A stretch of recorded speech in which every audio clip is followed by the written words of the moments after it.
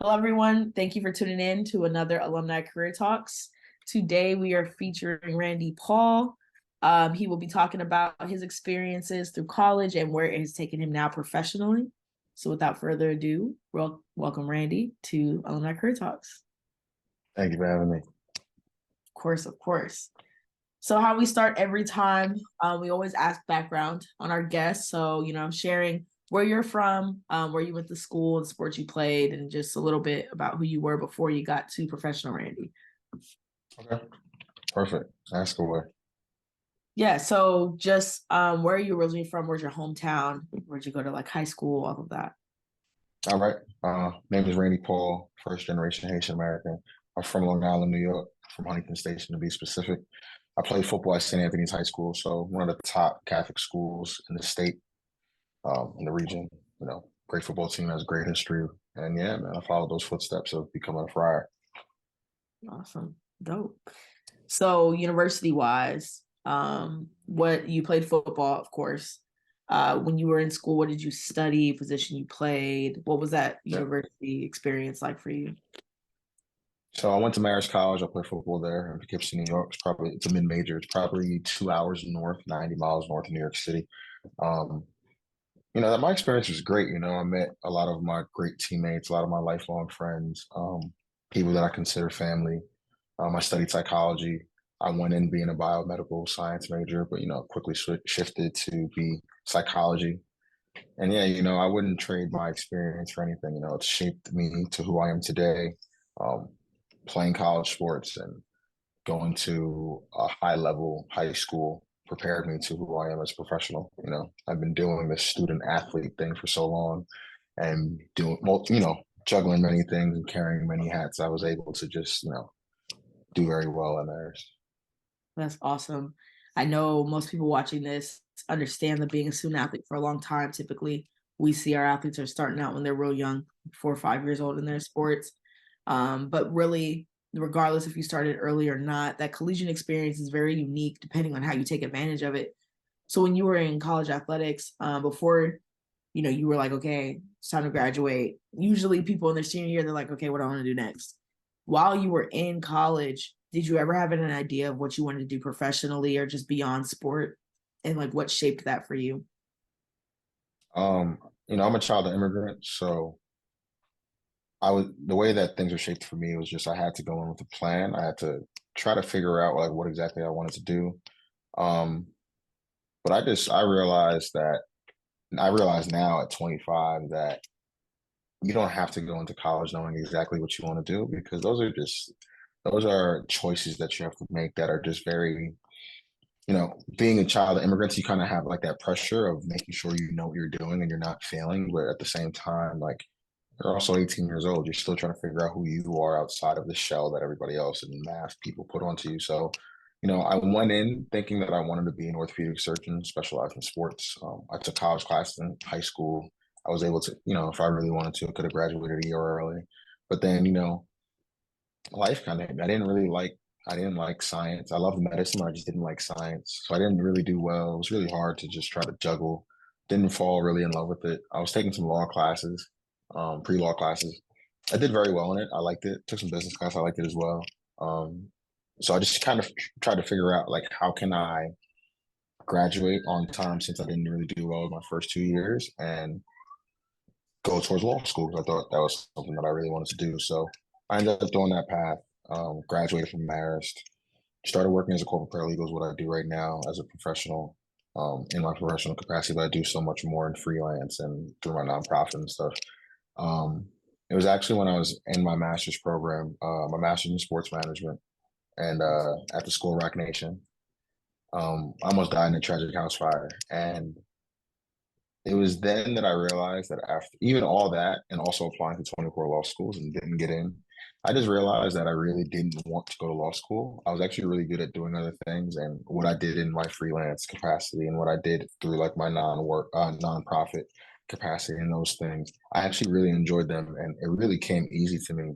And I'll expand on those, stories and situations, but Yeah, I went into college and I went throughout college thinking that this is who I wanted to be and this is who I was. But it really took tragedy to place onto me to realize that I needed to start living for me because I was honestly just living the dream for my parents. You know, they have a kid that went to college and he went away and he played football and he did all these different things. He was being impactful within his community, he was being impactful on his campus, he was doing all these different things.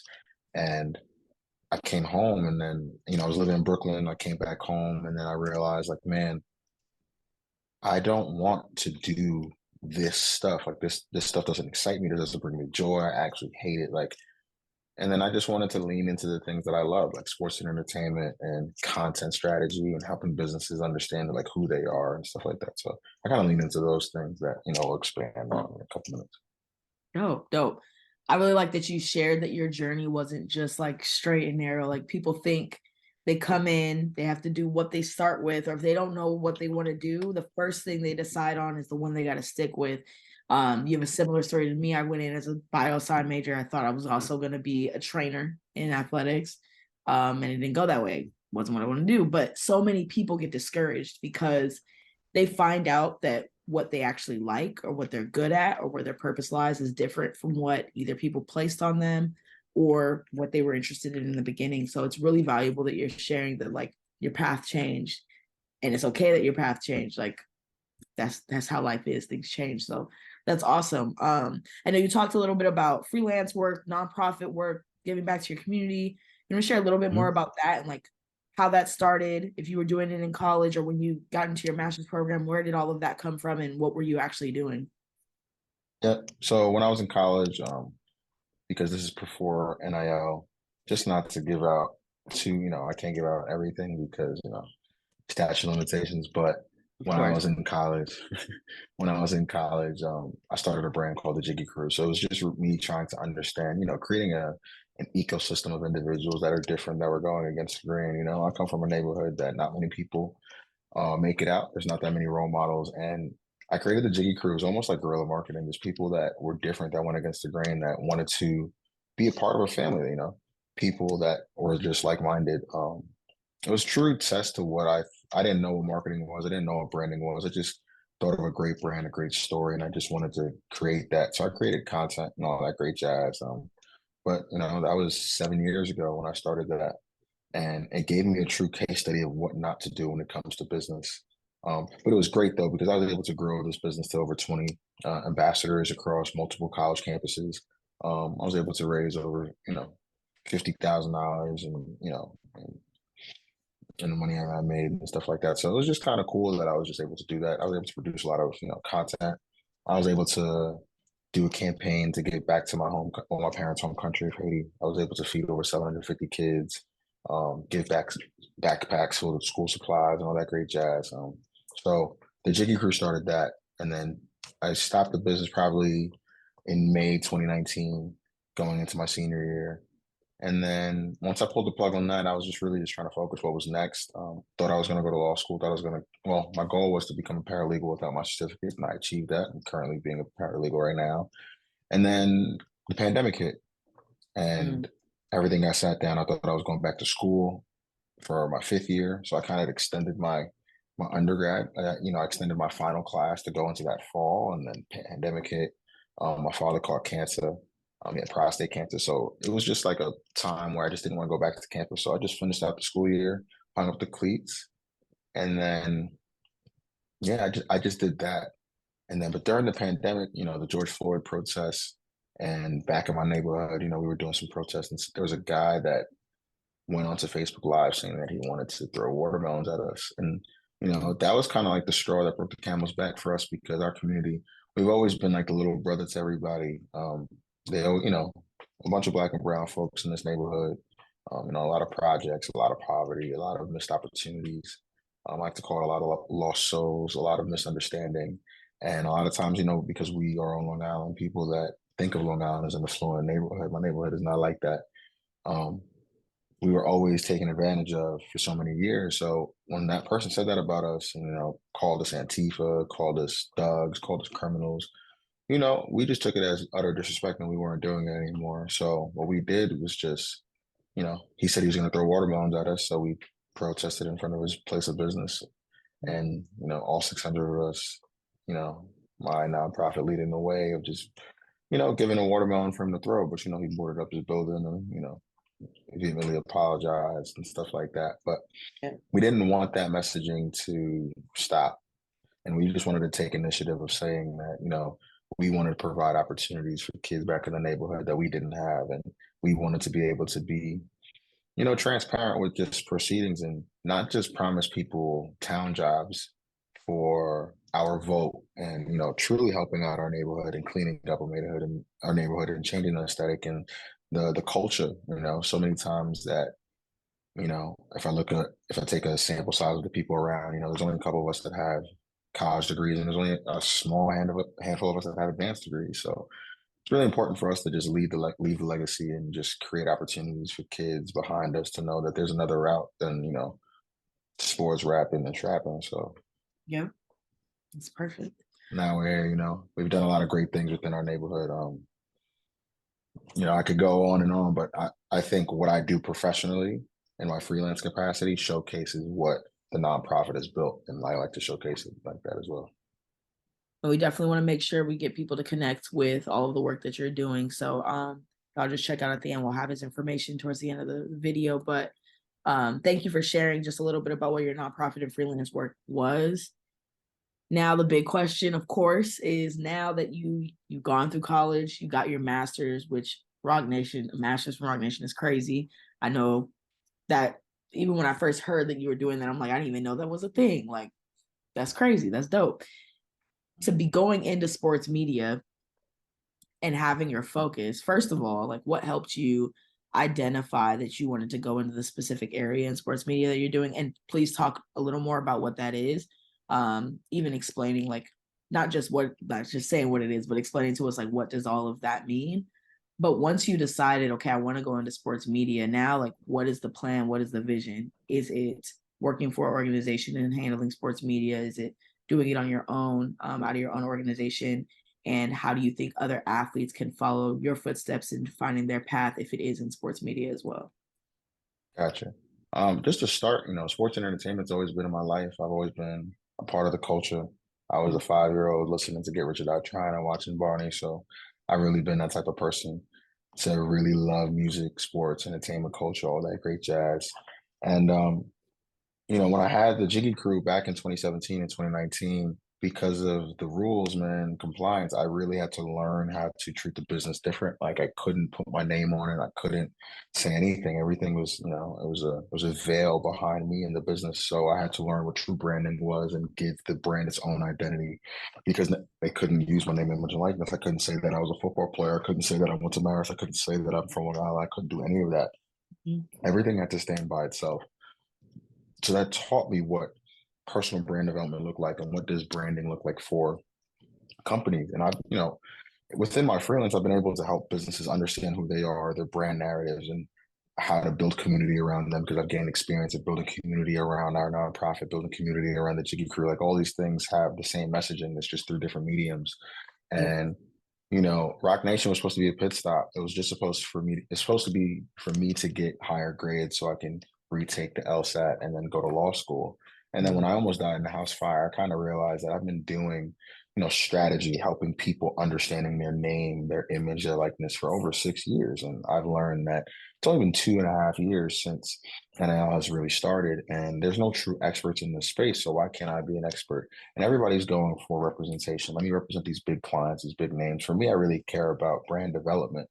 And it was really, it's still, people don't really know what it means. People don't know what it looks like. And for me, I want to help athletes and musicians and creatives understand that how can they build a community around them? How can they get their story out there? How can they get lifelong customers? How can they get fandom? How can athletes get people to not only watch them play their sport, but also know who they are as a person and turn into actual customers and people, build that community is truly important. So I've been doing creative strategy and yes, I'm a corporate paralegal by trade, but I also am a creative strategist for the sports tech company called Zinx. Zinx is a platform where we give access to these big companies to athletes because we have unorthodox resumes. We didn't have the time to have internships and stuff like that. So we create different prompts to kind of showcase who these athletes are from another side. And this is true career readiness programs, but for college athletes. And then we have another medium called Sync Studios, where the way that we allow and help athletes build their brand and understand who they are.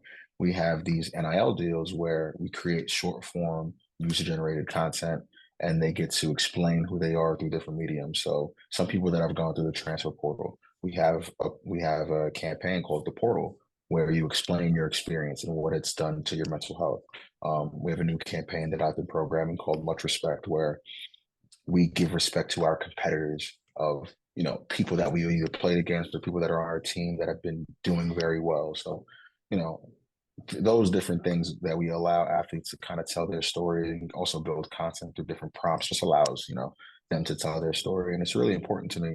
um, Another thing that I've done within our freelance as head of partnerships and vice president leaders of new school, we were able to lobby $1.2 million for this park in our neighborhood, and it was a collaborative effort. We had my cousin Kenny, that's the treasurer, go into the town, work on the design process, work with different teams within the township. We had our president Ra'amru working with the politicians, making sure that the resolution for the funding and the approval for the park was done. We had other people in the team actually, galvanizing the community, going down to the town hall meetings, making sure our voices were heard. And my part was really integral because I went to key stakeholders and corporate stakeholders, like local businesses that I knew the owners of, and amplified their business. I created press releases to give to newspapers, and it amplified a lot of the businesses that we know within our community. And I loved it because it just, it was easy for me. And then that led to us lobbying $1.2 million. But then these same partnerships I've been able to build for, if it's scholarships within the community, if it's free haircut day for the community, free backpack giveaway for when it's back to school, turkey drives, toy drives, our scholarship program, Lead Your Legacy scholarship, where we were able to raise $20,000 through a gala and give away scholarships to over 20 to 30 kids within our community. So it's truly important to us what we're building. And I say all of that to say, like, that prepared me to understand that I truly love content strategy. That's awesome. I've helped plenty of businesses understand their brand strategy, understand who they are, understand their key target audience. And I know that what I've learned within this grassroots element can be transferable to the corporate space. And I want to explore that. And I think I could do very well. I've been doing it for 7 years, unbeknownst to me. And now I was able to do that by telling my own story and working with people like you and going back to schools and start telling kids about the development of their personal brand and the power of that and how you can gain that and why it's super important. Because when people talk about name, image, and likeness, people just look at these different deals that come through, but they don't understand that if you can build your own brand and create brand affinity, so a brand that speaks to your story, these Mhm. partnerships are very fluid. These partnerships don't have to be, we don't have to force it together. Those things flow together. Those things work together. And, you could get great brands that just work with you, and, it could be lifelong partnerships. So stuff like that is just truly important to me. And I just see that white space when it comes to name, image, and likeness and sports and entertainment. And I just want to be able to help athletes and musicians in the same capacity. So, yeah. That's awesome. An advocate and a visionary. So a lot of people don't see the vision and the areas that we can help develop more, especially with this new space of NIL. That it's a mystery, but it's a lot of opportunity. And I think Mhm. do a lot of good work to help a lot of folks take advantage of the opportunity, but also to help shape what NIL means in this space. So excited to see more of the future work that comes from you on that. Thank you. Thank you. And I'm just going to plug, if anyone is interested in learning more about NIL work, branding, building your brand. If you want to build your brand or you want to learn how to help other people build their brand, reach out to Randy. He is a great resource. 100%. Beyond that, though, for those who might be scared to reach out, any advice you would give to current student athletes who are interested in getting into sports and entertainment, interested in Mhm. getting to any type of branding work, NIL work, anything around what you are specializing in now, even if it's like paralegal too, because I know you have experience of getting into the legal space as well. So, yeah, any advice you have Um, for student athletes? Man, the best advice that I can give to people when it comes to getting into sports and entertainment, I've been having interviews with great companies, big companies. I think the best thing you can do is build relationships. Relationships are the most important thing in this industry. This industry is super small. Um, this industry has taught me not to idolize my idols. So Yeah. I've been around great people, impactful people. They've been doing great campaigns. But as long as you can humanize the people that you admire, it allows you to understand that you are great as well. Mhm. It's not just knowing people too, it's really understanding your value. I'm trying to find the white space. Um, for me, this time last year, many people didn't understand what creative strategy meant within the sports and entertainment space, but I did. And then throughout time, like, it's slowly starting to open up that people are like, wait a second, like the way that advertising is within for corporations, we have to start tailoring that for our talent because there's a disconnect. We can't continue to throw things to the wall and see what sticks. So that's the stuff that works for me. I've done it for so long that it really isn't difficult for me. But for someone that wants to get into the space, truly understand, like, don't do it because the notoriety. Don't do it because you think it's cool. Like what I do, it's cool for me, Mhm. but most people like it isn't cool. Like, it's great to take all the pictures with all the athletes and musicians and be around that space. But for me, it's really like I want to be able to change the culture. Like me Gotcha. being from New York, me being so close to New York City, I understand what hip hop has done for music, what it has done for sports, what it's done for entertainment, like all those different mediums. Like I truly understand and I feel that pulse. So I want to get into that space to continue that. I told you I was 5 years old listening to Get Rich or Die Trying. 50's my favorite rapper. Jay's one of my favorite rappers, all these different people. So it's kind of like I get into this space for the right reasons. It's going to take you far because you truly want to be in the business. Mhm. All those things that you see on social media, that's great. Even the people that are in those spaces, that's great. But like, speak to the people that have been there for 10, 15, 20, 30, 40 years in this business that's been seeing consistent waves because NIL is so new and NIL isn't just for sport. It's going to transcend into different mediums. The best NIL deal for me is the Marvel deal between Eminem and Spider-Man. That is the best Marvel deal that I've ever seen that my mentor was able to bring together. And people wouldn't even understand that that is NIL because you're licensing your name, image, and likeness. Two different audiences are coming together and sharing an experience. Yep. So that's the advice for me for if you want to get into sports and entertainment, just understanding what you want to do, connecting with great people, and just truly be authentic. Sadly, in this space, you will get burned. Your IP can and will be stolen, but just understand what God has for you. No one can either take that away and they can't duplicate it. To get into branding and NIL, I want people to understand from the top of the top to the bottom of the bottom. NIL is a crazy game. Understand that you are licensing your name, image, and likeness. You are licensing your popularity. You have to understand that to start. That's number one. Number two, you also have to understand that please know your story.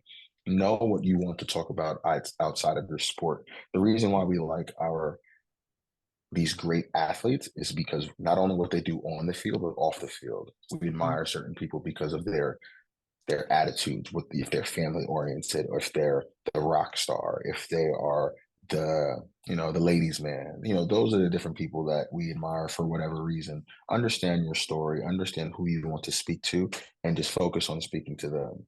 Whoever becomes a fan of you or a hater of you by proxy of that is going to come roll with the punches, but just consistently speak to your audience and build that relationship because those are the people that are rooting for you. Those are the people that are going to buy from you if you're dropping merch, if you're doing giveaways, if you're doing content, if you're doing a podcast.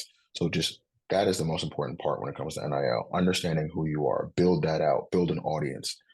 Then it's going to be easy for you brands to come to you and work with you and want to do content with you because you're taking the time to do it. Remember, NIL is a privilege.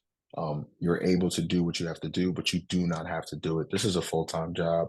Um, you have to want to do this. You are a content creator. If you are a musician, if you are an athlete, if you are anything within this space of sports and entertainment, you are a content creator. Content is currency, and it's the most important thing.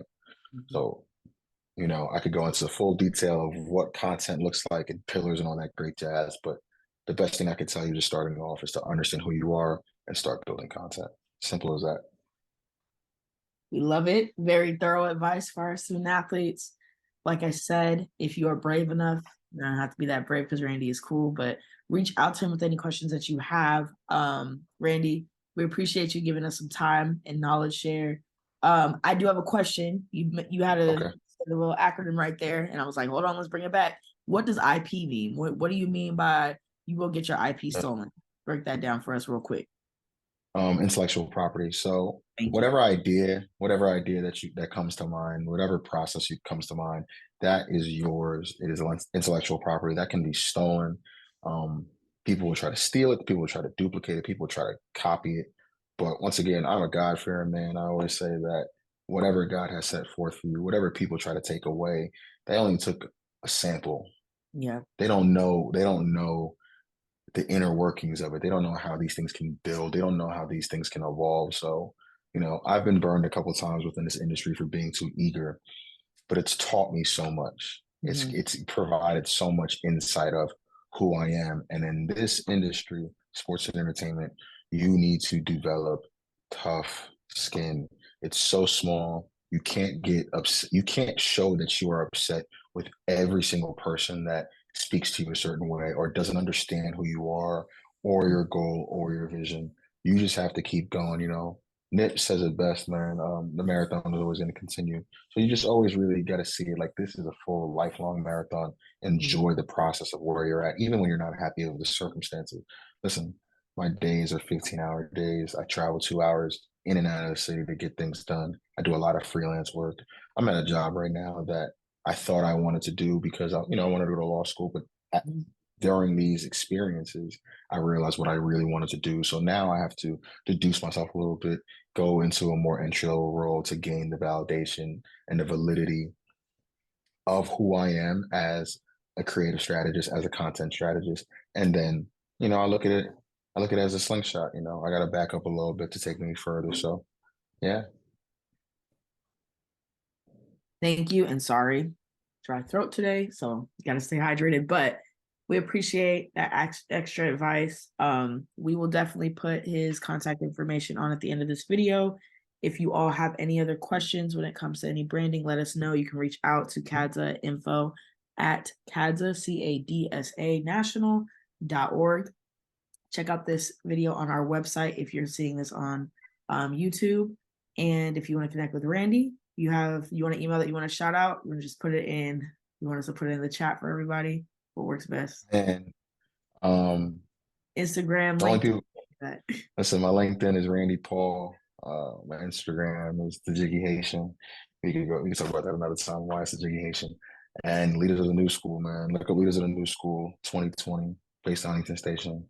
Look at all the content that we are doing. We are consistently putting on for our neighborhood, and let that be the blueprint for other athletes that want to provide opportunities for kids back at home. We're doing great things. Awesome. Well, thank you, Randy. Appreciate your time and hopefully get to connect with you again. Thank you all for tuning in to Alumni Career Talks with CADSA. Let us know if you have any questions. All right.